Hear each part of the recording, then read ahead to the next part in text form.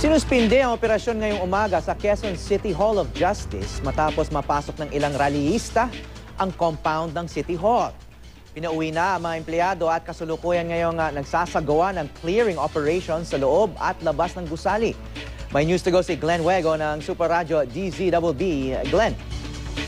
Howie, suspendido na muna ngayong araw na ito ang lahat ng pagdinig at mga transaksyon sa Quezon City Hall of Justice. Ito ang kinumpirma ni Building Administrator Bernardo Abisamis matapos silang bulabugin ng mga relista kanina na sumusuporta sa mag-asawang Benito at Vilma Tiamson na itinuturing na top leaders ng CPP-NPA. Diringgin din sana yung kaso ng mag-asawa subalit hindi na rin ito itinuloy.